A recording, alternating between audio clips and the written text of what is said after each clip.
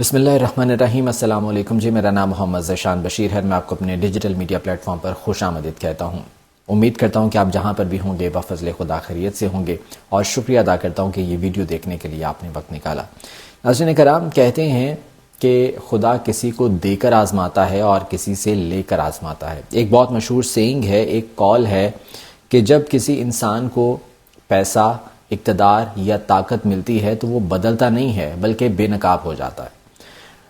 مریم نواز کی مینٹیلٹی کا اندازہ ہو گیا۔ جس وقت انہوں نے حلف اٹھایا، جس وقت ان کا انتخاب ہونا تھا، اس سے پہلے کی ایک ویڈیو ہے جو کہ سامنے آئی، بعد میں ریلیز ہوئی، اور اس سے ان کی مینٹیلٹی کا اندازہ ہو گیا، ان کی سوچ کا، ان کی ذہنیت کا پتہ چل گیا کہ وہ کس سوچ کے ساتھ آگے بڑھیں گی، کس ذہنیت کے ساتھ وہ لوگوں کو ٹریٹ کریں گی، اپنے کارکنوں کو ٹریٹ کریں گی، جو ان کے قریبی لوگ ہیں ان سے کیسے وہ پیش آئیں گی، اور جو ان سے کچھ اختلاف رکھتے تھے اور اب ان کے ساتھ ہیں، ان کی پارٹی میں ہیں، تو ان کے ساتھ وہ کس طرح سے پیش آئیں گی، یہ آئیڈیا ہو گیا ہے۔ اس بارے میں کچھ بات کریں گے۔ اس کے بعد مریم نواز کی جو تقریر ہوئی ہے اس پر بہت زیادہ تنقید کی جا رہی ہے۔ بہت ایکسپیکٹیشنز جو کہ رکھی گئی تھی مریم نواز سے، وہ بالکل بھی پوری نہیں ہوئی۔ ویسے تو انہوں نے بہت سی باتیں کی ہیں، لیکن انہیں کیا کرنا چاہیے تھا، اس حوالے سے کچھ ذکر کریں گے۔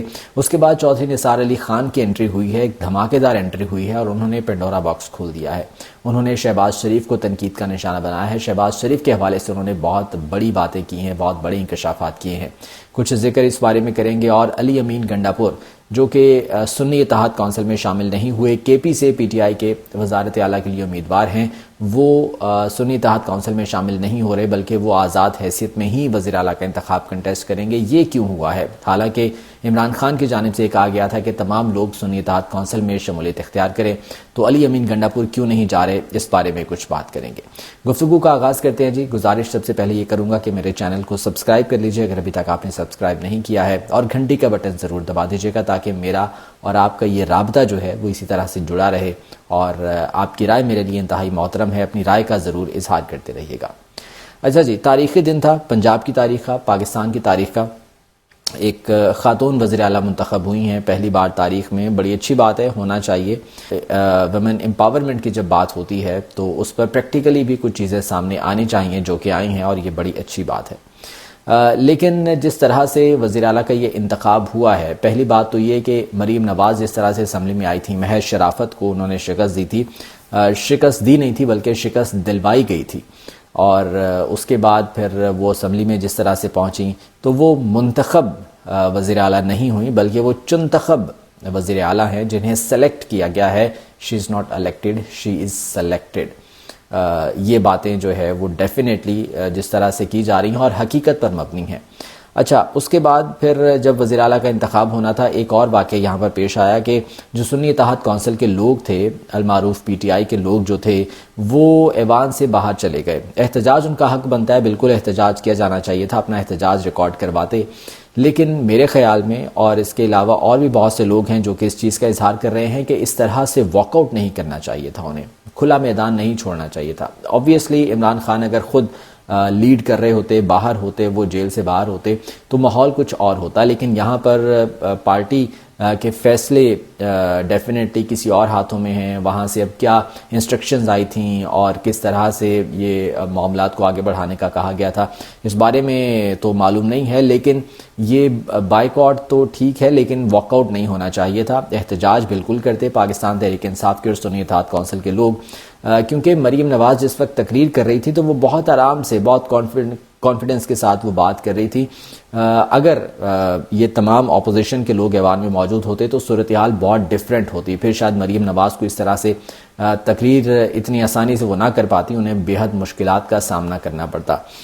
اور جس وقت انہوں نے بائیکاٹ کیا اپوزیشن نے، تو مریم نواز نے کھڑے ہو کر یہ کہا کہ جی جمہوریت میں مقابلہ ہونا چاہیے، آپ آئیں مقابلہ کریں، اور کہا گیا کہ یہ گڈ ول جیسچر تھا جو کہ مریم نواز کی جانب سے دیا گیا۔ بڑی اچھی بات ہے جی، گڈ ول جیسچر دیا جانا چاہیے تھا، لیکن مریم نواز نے جو تقریر کی ہے اس سے بہت زیادہ مایوسی ہوئی ہے۔ مریم نواز نے بہت سی باتیں کی ہیں اپنی تقریر میں، بہت سی چیزیں گنوائی ہیں اپنی تقریر میں، لیکن کیا ہونا چاہیے تھا، کیا نہیں ہونا چاہیے تھا، اس بارے میں باتیں کی جا رہی ہیں۔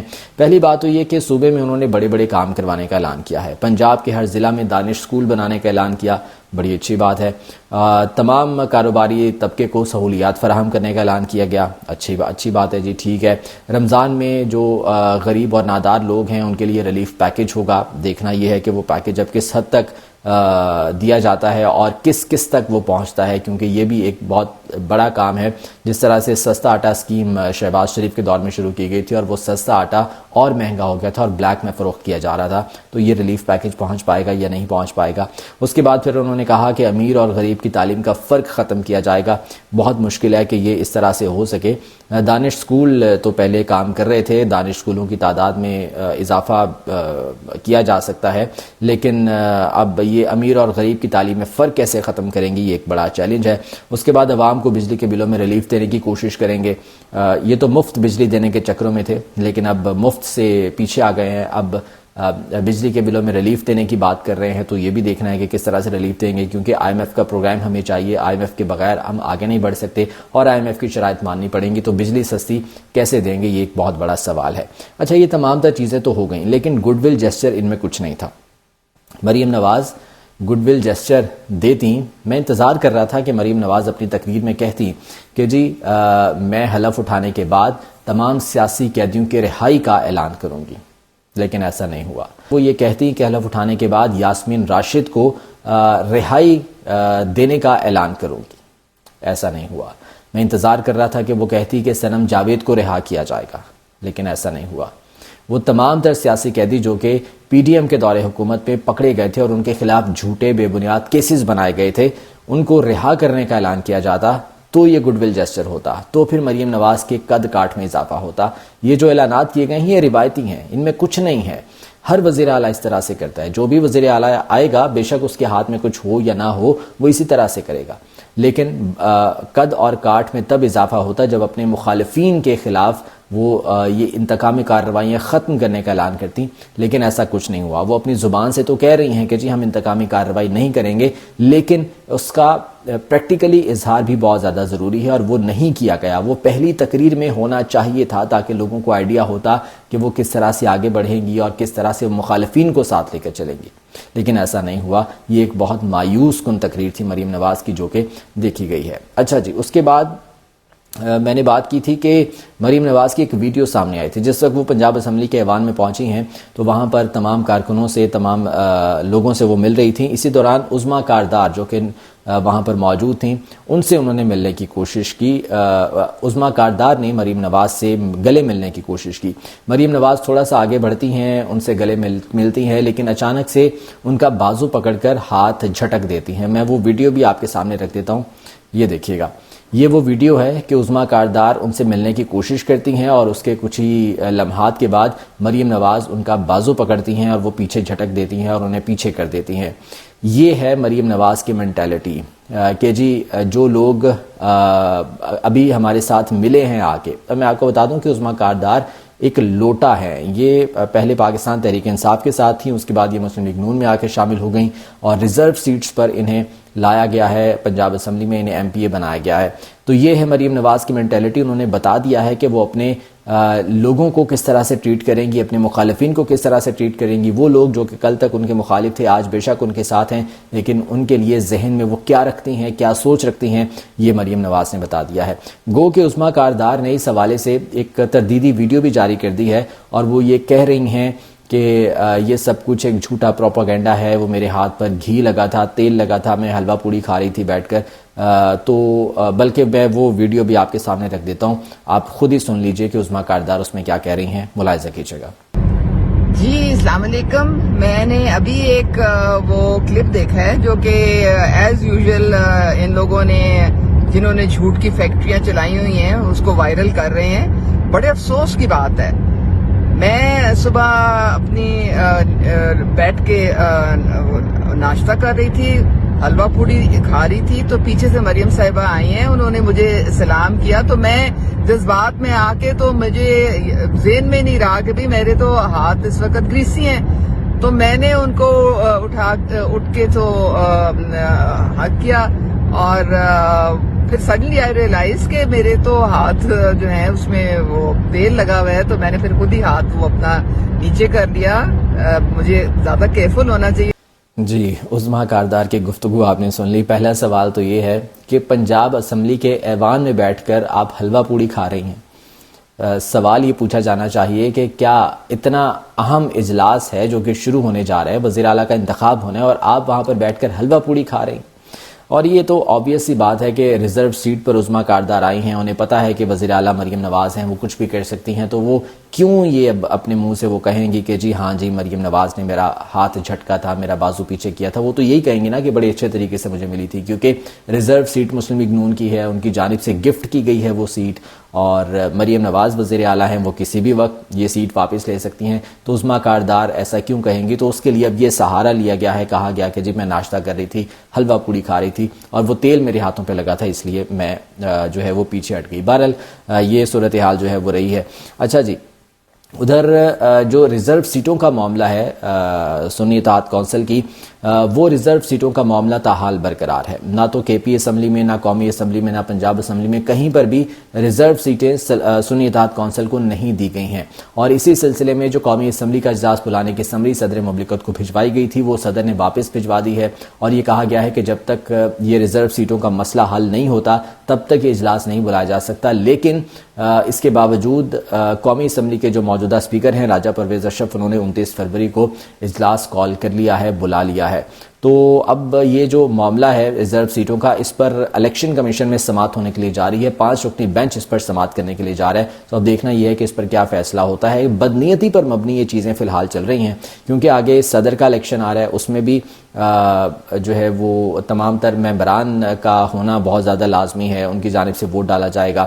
پھر اس کے بعد سینٹ کا الیکشن ہے. اگر ریزرو سیٹیں مل جاتی ہیں پاکستان تحریک انصاف کو یا سنی اتحاد کونسل کو, تو ڈیفینیٹلی ان کی اکثریت سینٹ میں زیادہ ہو سکتی ہے, اور یہ حکمران جماعتوں کے لیے, اتحادی جماعتوں کے لیے مشکلات پیدا کر سکتے ہیں. اس لیے بدنیتی پر مبنی یہ کام کیا جا رہا ہے, یہ ریزرو سیٹیں تاحال نہیں دی جا رہی ہیں. اگر الیکشن کمیشن میں یہ معاملہ حل نہیں ہوتا تو پھر ہائی کورٹ میں جائے گا, ہائی کورٹ میں نہ ہوا تو پھر سپریم کورٹ میں جائے گا. تو اس طرح سے اب یہ ایک لیگل بیٹل ہے جو کہ تحریک انصاف کو اور سنی اتحاد کونسل کو لڑنا پڑے گی. اچھا جی, چودھری نثار کی بات کر لیتے ہیں. ان کی دھماکے دار انٹری ہوئی ہے. چودھری نثار نے ایک نیا پنڈورا باکس کھول دیا ہے. ان کی جانب سے کہا گیا کہ انہیں ہروایا گیا ہے, شہباز شریف کی جانب سے انہیں ہروایا گیا ہے. شہباز شریف نے اپنا انفلوئنس یوز کیا اور انہیں ہروایا, کیونکہ انہوں نے نون لیگ میں واپس آنے سے انکار کیا تھا, یہ چودھری نثار کہہ رہے ہیں. اس سے پہلے انہوں نے جو لیاقت علی چٹھا تھے ان کے بیان کے حوالے سے کہا تھا کہ ابھی تو یہ صرف ایک بیان آیا ہے, ابھی اور لاتعداد بیانات آئیں گے, پریزائڈنگ آفیسر کے, آر اوز کے بیانات آئیں گے, اعترافی بیانات آئیں گے. یہ بات انہوں نے کی تھی, اور اب وہ کہہ رہے ہیں کہ انہوں نے نون لیگ میں دوبارہ شامل ہونے سے انکار کیا تھا, لہٰذا شہباز شریف نے اپنا انفلوئنس یوز کرتے ہوئے انہیں ہروایا ہے. یہ چودھری نثار علی خان کہہ رہے ہیں. چودھری نثار آپ کو پتہ ہے کہ مقتدرہ کے بھی بہت قریبی ہیں, پھر اس کے بعد وہ عمران خان کے بھی دوست ہیں, لیکن وہ تحریک انصاف میں نہیں آئے. عمران خان نے اس حوالے سے کہا تھا کہ چودھری نثار کو پتہ ہے کہ اگر وہ تحریک انصاف میں آ جاتے ہیں تو پھر ڈالا ان کے لیے آ جائے گا. تو اس لیے چودھری نثار نے تحریک انصاف تو جوائن نہیں کی, لیکن نون لیگ کو بھی انہوں نے جوائن کرنے سے منع کر دیا تھا, جس پر اب وہ یہ کہہ رہے ہیں کہ شہباز شریف ان کو ہروانے والوں میں سے ہیں اور یہ جان بوجھ کر انہیں ہروایا گیا ہے. تو اب دیکھنا یہ ہے کہ اس پر نون لیگ کی جانب سے, شہباز شریف کی جانب سے کیا موقف سامنے آتا ہے. علی امین گنڈاپور آزاد حیثیت میں انتخاب لڑ رہے ہیں جی.